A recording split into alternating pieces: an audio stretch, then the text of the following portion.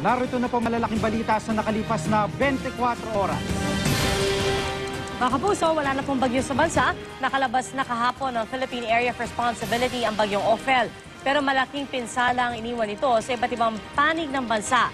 At bagamat hindi dinaanan ng bagyo, ang Aurora po nagka-landslide at binaha dahil naman sa hanging amihan.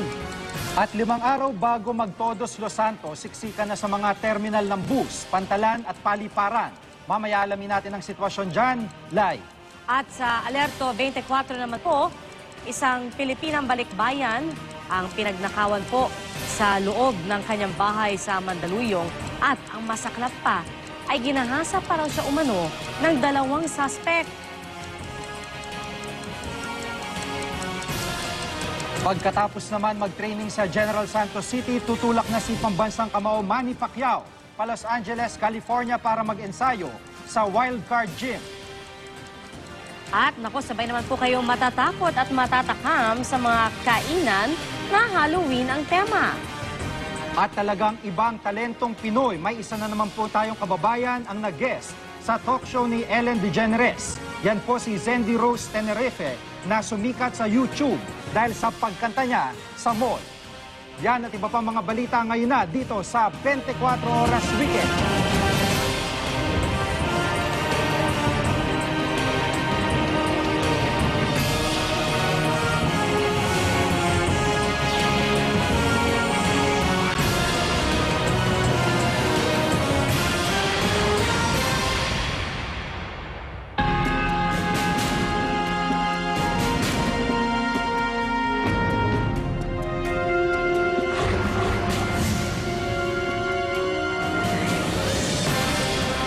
Direktang tumama sa lalawigan ng Aurora ang bagyong Ophel, lubos po itong naapektuhan ng pagulang dulot ng northeast monsoon o hanging amihan matapos po ang bagyo. Nagdulot yan ng landslide at baha sa ilang bahagi ng probinsya. 7 bayan ang hindi raw mapasok dahil sa guho.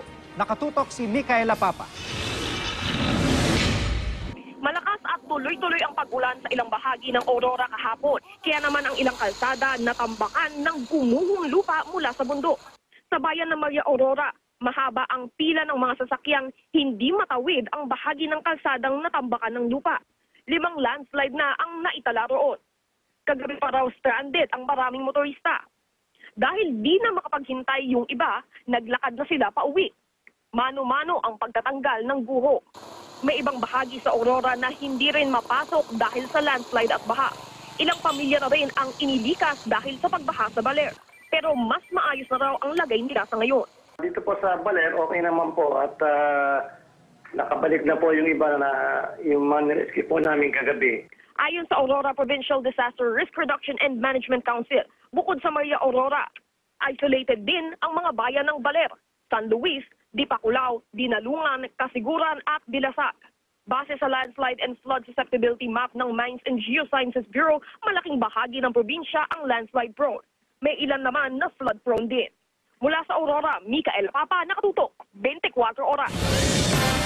Malaki po ang iniwang pinsala ng bagyong Ophel, lalo na po sa mga rehiyon ng Mimaropa at Zamboanga Peninsula. At sa pinakahuling tala ng National Disaster Risk Reduction and Management Council, 24 na ang kumpirmadong patay dahil sa bagyo. 19 naman ang sugatan at 6 ang patuloy na pinaghahanap. May 3 unang naiulat na nawawala ang nasa gitna at sa ngayon po ay mahigit 14,000 pamilya ang apektado ng bagyo, mahigit 3,000 sa kanila ang nananatili po sa mga evacuation center. Mahigit 36 na milyong piso naman ang iniwang pinsala ng bagyo sa agrikultura at infrastruktura sa Regions 4B at 5. Isa pa sa napuruan ng bagyong Ophel ang Zamboanga, Sibugay. 4 na bayan doon ang lubog pa rin sa baha. Binahari ng ilang bahagi ng Boac, Marinduque dahil sa pag-apaw ng ilog. Nakatutok si Jamie Santos. Abot baywang ang baha sa palengking ito sa Boac, Marinduque sa kasagsagan ng bagyong Ophel noong Huwebes. Sa ibang lugar, umabot pa raw hanggang leeg ang baha. Tumaas kasi ang tubig sa kalapit na ilog na sinabayan pa ng high tide. Sa ngayon, humupa ng baha at nililinis na ang palengke. Pero mga panindang sinira ng baha, sa murang halaga na lang maibebenta. Napinsala ng baha dito sa aming bodega, sa tindahan, mga asukal, harina, mga gulay at marami pang ibang mga paninda. So nagkakalaga ng kulang-kulang na 200,000. Sa Zamboanga, Sibugay naman, baha pa rin ang mga bayan ng Imelda, CI, Dislahan at Payao. Ayon sa Provincial Disaster Risk Reduction and Management Council, aabutin pa raw ng 1 linggo bago humupa ang baha. Mahigit 300,000 pamilya ang apektado. Nakuna ni Youth Trooper Leandro Di Mapilis ang baha sa Barangay Real sa Calamba, Laguna. 3 bahay raw ang natangay ng tubig. Sa kuha naman ni Youth Trooper Oliver Merced, halos wala na raw mapapakinabangan sa palayang ito matapos humagupit ang bagyong Ophel sa Santa Rosa, Laguna. Nasaksihan naman ni Youth Trooper May Zamora ang pinsala ng Ophel sa Tacloban, Leyte. Ang mga residente sinisika pa rin isalba ang mga nabasa nilang gamit. Pati libro ng mga bata hindi nakaligtas. Abot balikat daw ang tubig noong kasagsagan ng baha. Jamie Santos, Nakatutok, 24 Oras. Sa kabilang panig naman ng mundo, 41 na ang naitalang patay dahil sa pananalasa ng Hurricane Sandy sa Caribbean region. Sa Haiti, may tulay na nasira dahil sa pagtaas ng tubig sa ilog. At sa Cuba naman, nabuwal ang mga puno kaya nasira po ang ilang bahay. At nagngangalit ng mga maalon ang humampas sa pier sa Bahamas at ilang bangka ang napinsala. Susunod daw na tatahakin ng bagyo ang Northeast Coast America sa gabi ng Lunes, oras po doon.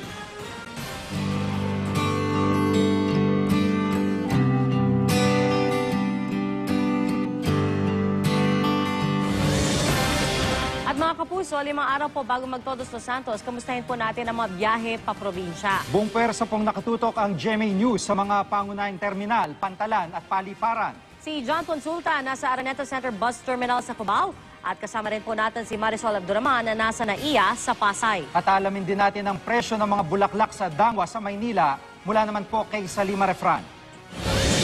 Unahin po natin ang sitwasyon sa Araneta Center Bus Terminal sa Cubao, Quezon City. Nakatutok doon live si John Consulta. John?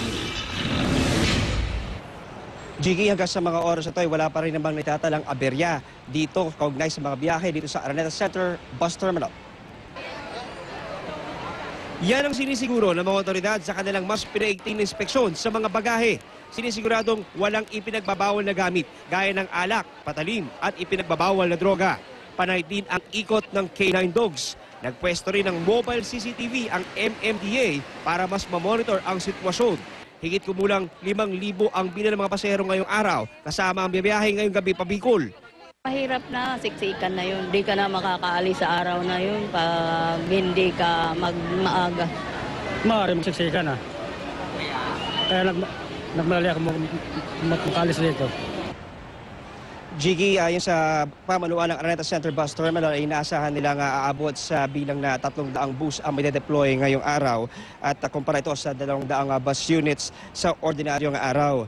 Inaasahang makakatulong ang dagdag na bilang ng special trips para matugunan ang inaasahang dagsapan ng mga pasahero sa mga darating na araw. Jiggy? Maraming salamat, John Consulta. Kamustahin po naman natin ang sitwasyon sa Ninoy Aquino International Airport at nakatutok doon live si Marisol Abduraman. Marisol? Pia, lalo pang dumami ang mga tao dito sa NAIA Terminal 3 na pauwi sa kanilang mga probinsya at mga magbabakasyon sa ibang lugar. Sa labas pa lang ng NAIA Terminal 3, mahaba na ang pila. Pila man dumadaan pa rin ang lahat sa mabusising inspeksyon bago tuluyang makapasok.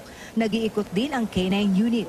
Pami-pamilyang karaniwang magbabakasyon. Nagpapasalamat sila at bumuti ng panahon at ligtas abala ng kanselasyon ng flights. Maliban sa undas, sembreak na rin ang mga estudyante. Yung ticket namin, pinaribukin na namin na matagal na. Para sa tawag doon, promo yun eh. Sumabay sa dagsa ng mga pasahero ngayong undas ang mga guro ng Dato Halon Laboratory School sa Tawi-Tawi na nag-educational tour dito sa Maynila. Hindi naman daw sila nahirapan sa biyahe. I-book it ahead of time and na-plan na namin po ng mabuti yung itinerary namin po. Tuloy-tuloy rin ang pagdating ng mga pasahero sa NAIA Terminal 2, gayon din sa NAIA Terminal 4 o ang All Domestic.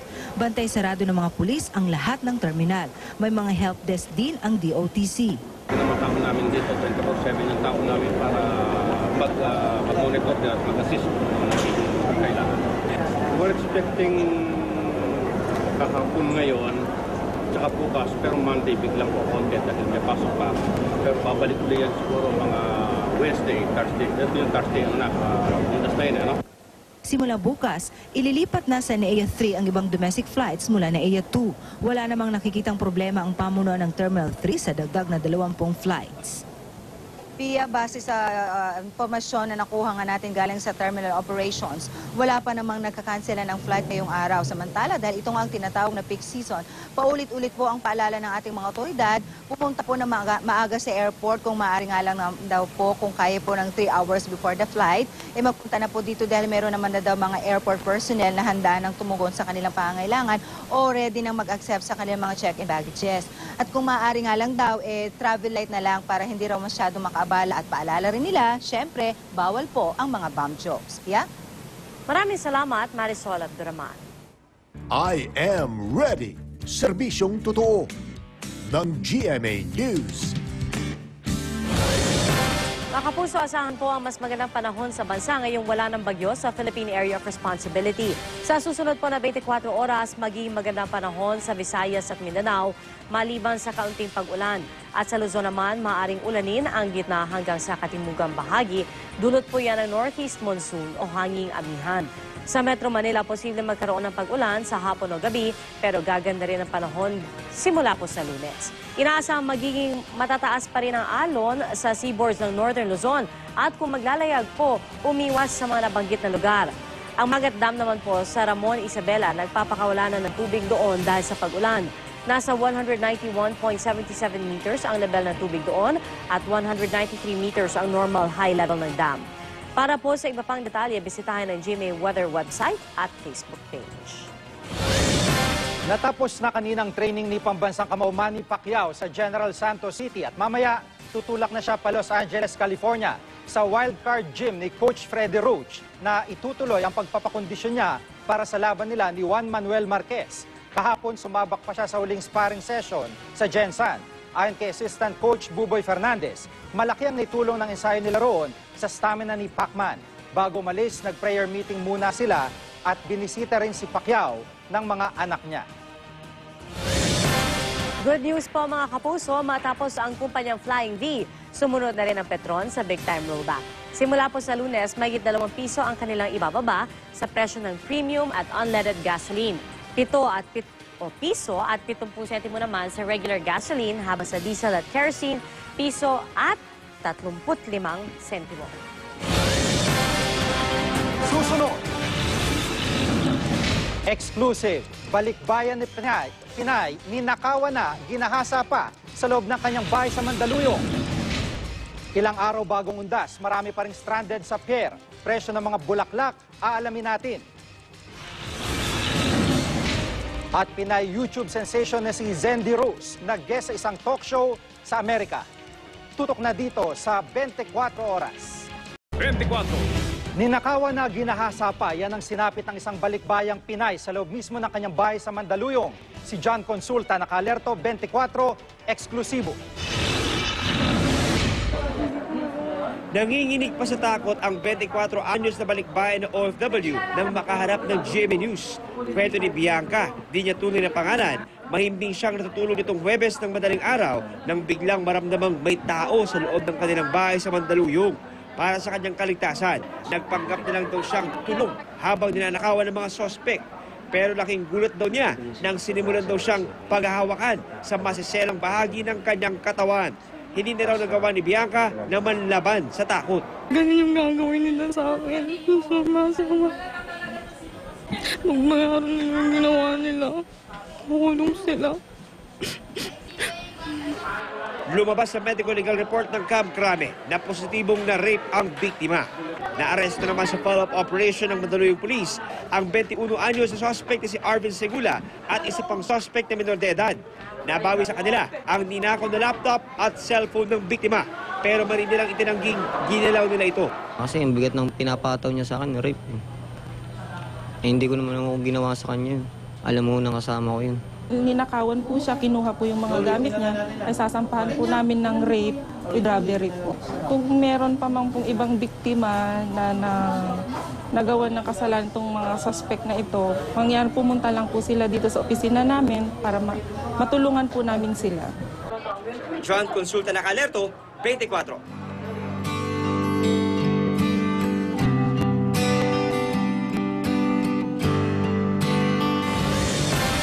Nagsimula na rin magsasamantala ng ilang babiyahe para sa undas at marami ang ilang araw na stranded dahil sa pier o sa pier po dahil sa bagyong Ophel. Nakatutok si Katrina Son. Dito sa Pier 2 ng Manila North Harbor, nagpalipas ng gabi si Jocelyn Kidding at ang kanyang pamilya. Nakansela kasi uli ngayon ang biyahe nilang mag-anak papuntang Dumaguete, Negros Oriental, bunsod ng epekto ng bagyong Ophel. Yung pera namin, tama-tama ng papuntang Dumaguete. Yung pagkain namin, yun ang naanuhan ko ngayon dahil saan kami kukuha ng pagkain kung kailan pa kami aalis dito. Matapos naman ng 3 araw na paghihintay, makakauwi na rin si Paul Angelo Niar at ang kanyang pamilya sa Bacolod, Negros Occidental. Kasama sila sa mahigit 2,000 pasaherong na stranded papuntang Bacolod na pinasakay na ng barko kaninang umaga. Nagpalipas po kami ng gabi. Naabala nga kami sa namin sa biyahe namin. Parang hindi namin ini-expect na ganito pala yung mangyayari sa amin. Nagsimula na ang dumagsa ang mga tao sa pier dahil sa mga uuwi ng probinsya para sa undas. Nakaantabay na ang mga medical assistance booths at passengers assistance help desks ng pamunuan ng Manila North Harbor. Kami po rin naman ay nakalang tumulong sa mga taong nangangailangan ng tulong, lalo na yung mga nahihilo, nawawala o kaya kung nagugutom. Maaari rin tumawag sa PCG Action Center sa 527-8481 o sa 0917-PCG-DOTC. Katrina Son, nakatutok, 24 oras. Hindi po nawawala ang pag-aalay ng mga bulaklak para sa mga yumao tuwing undas. Tumaas na kaya ang presyo ng mga ito? Alamin natin yan live mula kay Salima Refran na nasa Dangwa sa Maynila. Salima. Jiggy, kulang-kulang 1 linggo nga bago magundas, wala pa rin paggalaw sa presyo ng mga bulaklak dito sa Dangwa. Kakaunti pa lamang sa ngayon ang mga namimili ng mga bulaklak dito. Sinamantala naman ito ni Ernie na balak pumunta ng maaga sa puntod ng mga kaanak. Magkano ba? Yung presyo hindi na pa ganong tumataas. Pagdating kasi ng undas? Medyo mahal na ito, madoble. Madoble yung presyo. Ang gerbera at carnations, 180 pesos kada bungkus. Ang Malaysian mums at chrysanthemums, nasa 120. 140 naman ang kada stem ng mga stargazer. Ang orchids, 400 kada bundle na 3 hanggang 4 na dosena. Ang paper roses, nasa 650. Magtaas naman siguro, mga 10 pesos lang ang itataas nun. Hindi na masyadong tataas kasi marami tayong dating na bulaklak ngayon eh. May mga mabili ring naka-arrange ng mga bulaklak. May mga sulit na sulit sa 50 pesos. Ang mga nakabasket, 100 hanggang 150 depende sa laki. Ang mga topiary, 200 hanggang 250. Ang spray, 350 hanggang 400. Wala na siyang hassle, tsaka at least gawa na siya. Although medyo mahal, pero at least nakaayos na. Jiggy, sa ngayon nananatiling manipis ang tao dito sa Dangwa at sa Miyerkules pa o sa 31, inaasahang dadagsa ang tao dito. Kaya paalala ng mga tindera, mas mabuti nang bumili ng bulaklak ng mas maaga. At yan ang latest mula dito sa Dangwa Flower Market. Jiggy? Maraming salamat, Salima Refran. Susunod. Food Bazaar sa Quezon City, nakakatakam at nakakatakot. At Pinay-YouTube sensation na si Zendy Rose, tampok sa isang talk show sa Amerika. Tutukan lahat ng yan dito.